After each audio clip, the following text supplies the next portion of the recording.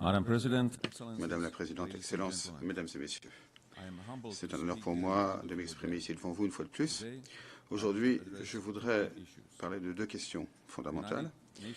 Les succès de l'ONU et la nécessité de sa réforme et les perspectives du multilatéralisme face à l'agression russe. Il y a 80 ans, l'ONU a été fondée dans le grand espoir de prévenir la guerre et la destruction et de ne jamais répéter les horreurs de la Deuxième Guerre mondiale. Mon pays a été fier d'être l'une des nations fondatrices et d'avoir signé la charte qui deviendrait notre boussole morale collective. Depuis 1945, nous avons connu des succès remarquables. L'ONU a aidé à prévenir un nouveau conflit mondial. Elle a contribué à la décolonisation et à l'émergence de nouveaux pays souverains en Asie, en Afrique, en Europe et en Amérique latine. Ensemble, nous avons créé un système multilatéral robuste de règles et de coopération internationale pour la sécurité internationale, les droits humains et le développement économique.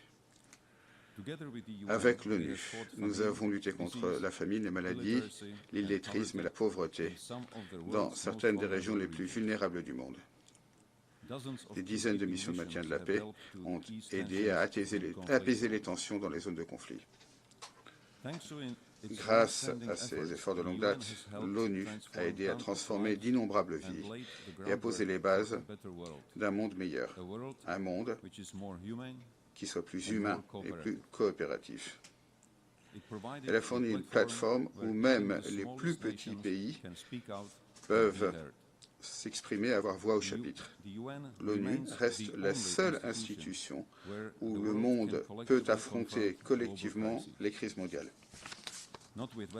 Et ce, non pas avec des armes, mais par le dialogue, la responsabilité partagée et en faisant pression quand c'est nécessaire. Le plus grand succès de l'ONU, ce n'est pas la perfection, c'est la persistance.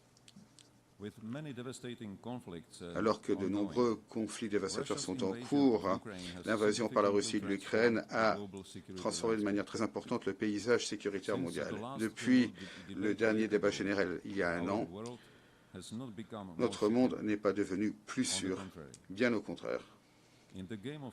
À travers tous ces écrans de fumée, la Russie continue à cibler les civils, les infrastructures civiles, les missions diplomatiques étrangères et, tout récemment, même notre pays voisin, la Pologne.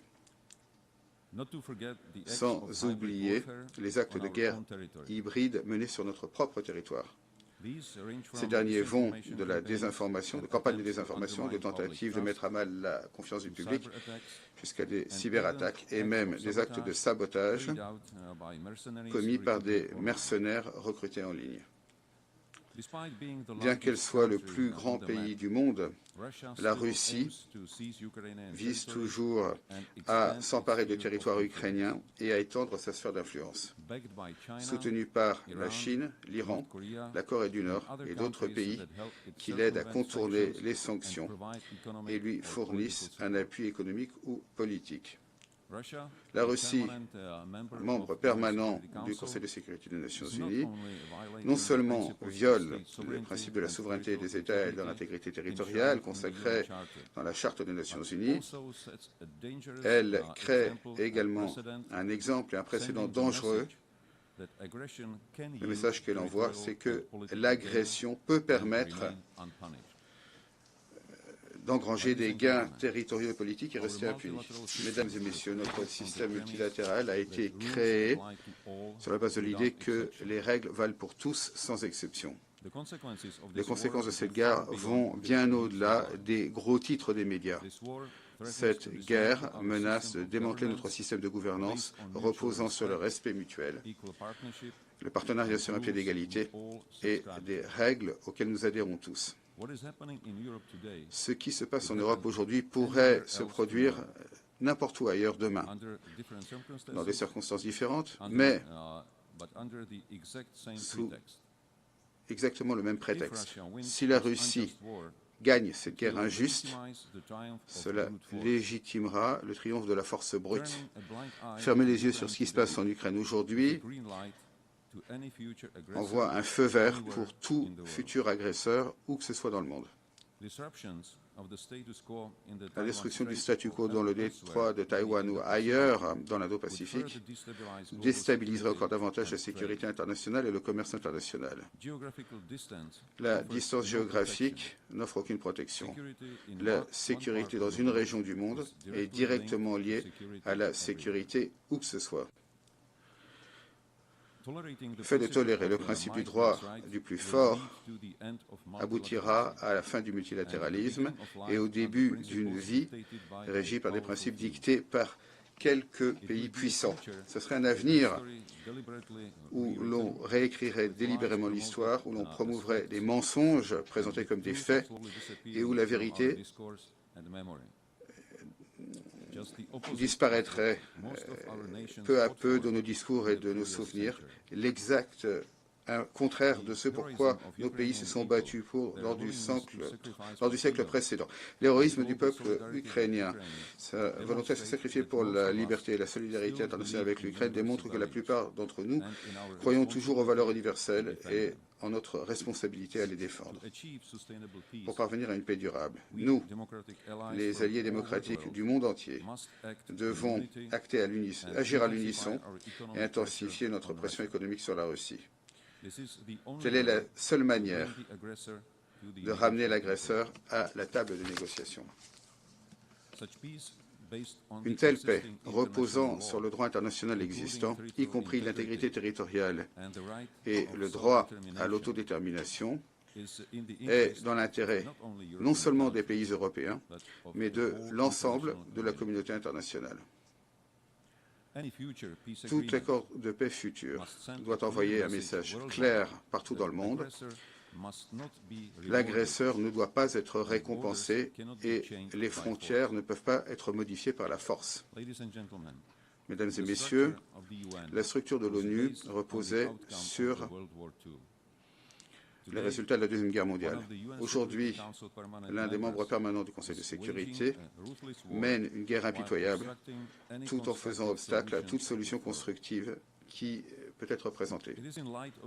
C'est face à ces nouvelles réalités géopolitiques que nous avons besoin d'un système des Nations Unies robuste et efficace, capable de relever les défis mondiaux d'aujourd'hui, des menaces à la sécurité et des changements climatiques, à l'évolution rapide des nouvelles technologies.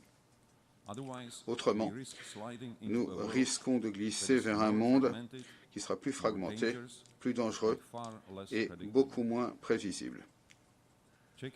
La Tchéquie se félicite de l'initiative ONU 80 et des engagements du Pacte pour l'avenir. Cependant, ces ambitions représente un contraste important par rapport à la réalité d'aujourd'hui. Face à l'agression de la Russie contre l'Ukraine, le Conseil de sécurité de l'ONU manque actuellement à sa mission et à ses objectifs. C'est pourquoi nous prônons une réforme globale du Conseil de sécurité des Nations Unies afin qu'il soit plus efficace, plus inclusif, plus transparent, plus démocratique et plus redevable. L'objectif étant de respecter les principes de la Charte des Nations Unies et de faire en sorte que les régions sous-représentées aient davantage voix au chapitre. La liberté et les droits humains ne sont pas des droits octroyés. Ce sont des principes durement acquis qui doivent être chéris et protégés. Le statut de membre du Conseil de sécurité ne devrait pas être considéré comme une question de prestige ou de privilège, mais avant tout comme une responsabilité de défendre la paix dans le monde. Voilà pourquoi la Tchéquie est candidate à un siège non permanent au Conseil de sécurité pour le mandat 2032-2033, avec un engagement clair, défendre l'ordre international basé sur les règles. Nous ne pouvons pas nous permettre que l'ONU soit paralysée ou bloquée s'agissant de sa capacité à riposter aux crises et à relever les défis.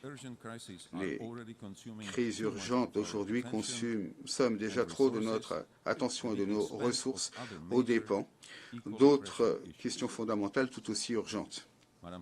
Madame la Présidente, Mesdames et Messieurs, comme je l'ai dit à l'entame de mon allocution, l'ONU a nettement amélioré la qualité de vie de milliards de personnes, y compris grâce à l'accès à l'éducation, aux soins de santé et autres services. Dans le rapport sur le développement durable de cette année, la Tchéquie s'est classée à la 10e place sur 167 pays. J'ai la chance d'être le citoyen d'un pays qui, à l'aune des normes mondiales, offre une vie sûre et confortable. Ça ne veut pas dire qu'il n'y a pas de difficultés. Il reste encore beaucoup à faire si nous voulons réaliser les objectifs de développement durable pour 2030 dans nos pays comme à l'international. Après tout, la plupart des défis auxquels nous sommes confrontés sont des défis mondiaux. Aucun pays seul n'est suffisamment puissant pour réussir seul. Voilà pourquoi nous avons besoin de davantage de dialogue. Voilà pourquoi nous avons besoin de davantage de coopération et d'action collective. Et en dernier ressort, voilà pourquoi le multilatéralisme ne doit pas seulement survivre, il doit prospérer.